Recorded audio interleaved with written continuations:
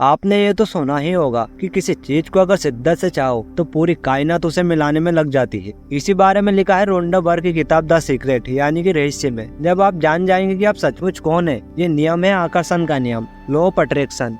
तुम जिस तरीके से सोचते हो ना, उस तरीके से तुम यूनिवर्स में सिग्नल भेजते हो। लॉ ऑफ अट्रैक्शन में फर्मली बिलीव करता हूँ, मतलब कि हम उसमें माने या ना माने वो काम कर रहा है। I used to go up to Mulholland Drive and I used to say I have this and that and this. Oh, it's all good and it's coming to me. The first law is the third law of motion in physics.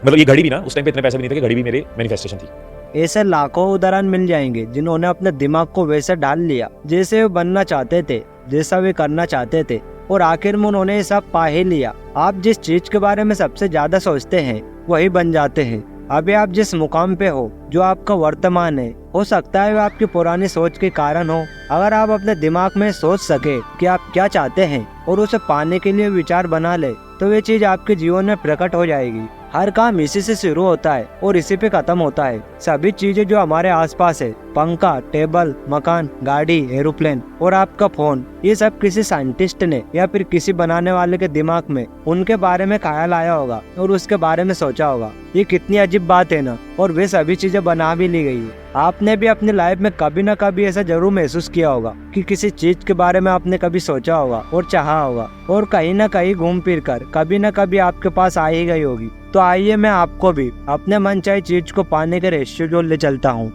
इसके 3 कदम है। पहला कदम है मांगे। ब्रह्मांड को आदेश दे, ब्रह्मांड को बता दे कि आप क्या चाहते हैं। ब्रह्मांड आपके विचारों का जवाब देता है। आप सचमुच क्या चाहते हैं, इसके लिए आप एक जगह पर बैठ जाइए और उस चीज को कागज पर लिखे और वर्तमान काल में लिखे। जैसे कि आप ये लिखकर शुरू कर सकते हैं कि मैं इस समय इसलिए इतना खुश हूँ और कृतज्ञ हूँ क्योंकि मैं ये चाहता हूँ, और फिर स्पष्ट करे कि मैं अपने जीवन के क्षेत्र में कैसा बनना चाहता हूँ। और आपको ये चुनाव करना होगा कि आप क्या चाहते हैं, लेकिन आपको इस बारे में स्पष्ट रहना होगा कि आप वास्तव में क्या चाहते हैं। यह आपका काम है। अगर आप स्पष्ट नहीं हैं, तो आकर्षण का नियम आपको मनचाही चीज नहीं दे सकता। अगर आप मिश्रित फ्रीक्वेंसी भेजेंगे तो आपको मिश्रित परिणाम ही मिल सकते हैं। शायद जिंदगी में पहली बार ये पता लगाए कि वास्तव में आप क्या चाहते हैं। अब आप जान चुके हैं कि आप कुछ भी पा सकते हैं या बन सकते हैं, कोई भी सीमा नहीं है। तो बताइए कि आप क्या चाहते हैं। मांगना रचनात्मक प्रक्रिया का पहला कदम है, इसलिए मांगने की आदत डाल ले। अगर आपको विकल्प चुनना नहीं आता तो मार्गदर्शन मांगे।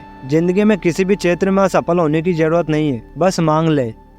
लॉ ऑफ अट्रैक्शन का दूसरा कदम है यकीन करे। यकीन करे कि वे चीज आपकी हो चुकी है, यानी कि एक अटल आस्था बनी रहनी चाहिए। आपको यकीन करना होगा कि वे चीज आपको मिल चुकी है। आपको विश्वास होना चाहिए कि जिस पल आपने उसे मांगा है उसी पल आपकी हो चुकी है। आपको पूरी और पक्की आस्था रखनी है। यदि आप कैटलॉग से अपनी चीज का ऑर्डर देते हैं तो इसके बाद आप तसल्ली से बैठ जाते हैं और जिंदगी में आगे बढ़ जाते हैं, क्योंकि आप जानते हैं कि आपने जिस चीज का ऑर्डर दिया है वो आपको मिल ही जाएगी। चीजों को इस तरह देखे जैसे आपकी मनचाही चीज इसी वक्त आपको मिल चुकी है, और विश्वास रखे कि वे चीजें जरूरत के वक्त आपके पास आ ही जाएगी। उन्हें बस आने दे। उनके बारे में चिंता न करे, उनकी कमी के बारे में न सोचे। उनके बारे में इस तरह सोचे जैसे कि वे आपकी हो चुकी है। आप उनके हकदार हैं, आप मालिक हैं। जिस पल आप मांगते हैं तो ना दिखने वाली शक्ति पर यकीन करते हैं और ये महसूस करते हैं कि आपकी मनचाही चीज पहले ही आपके पास है, तो इस पर पूरा ब्रह्मांड साकिर होकर आपकी कल्पना को साकार करने में जुट जाता है।